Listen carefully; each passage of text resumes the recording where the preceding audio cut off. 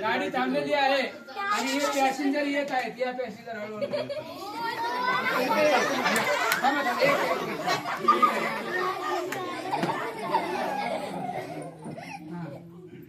या.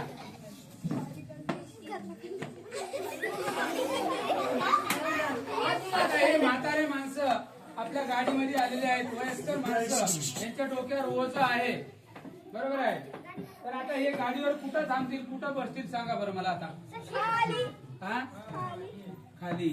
आणखीन सांगा, सांगा थांबून घ्या. हा खुर्चीवर कसं बसतील, तुम्ही बसलेले या खुर्चीवर. कुठून जागा कोण देते. हा द्या. ही आहे मूल्य आपल्याला शिकवायचं होतं. शूटिंग चालू आहे का या पाठातून आपल्याला. तर हे जे कोण कोण सीटवर पहिल्यांदा ही कल्पना कोणाची होती आणि सीटवर उठून जागा कोण दिले का टाळ्या वाजवा यांच्यासाठी. म्हणजे आपलं जे शिक्षण राहते, शिक्षणाचं खरं मूल्य कोणाला कळालेलं आहे, या तिघाला कळालेलं आहे.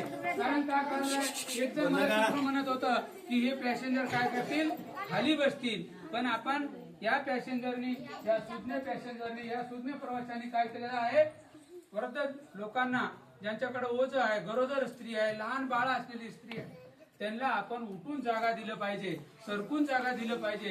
हे मूल्य आपल्याला कृतीद्वारे या पाठातून शिकायचं होतं. आणि या पाठामध्ये आपली माहेश्वरी पांचाळ आणि आपली सानवी माने आणि या समोर या आणि येलेवाड या खरंच ऍक्च्युअली वर्गामध्ये पण व्यवस्थित आणि अभ्यास करणाऱ्या विद्यार्थी आहेत, कधी शाळा बुडवत नाहीत.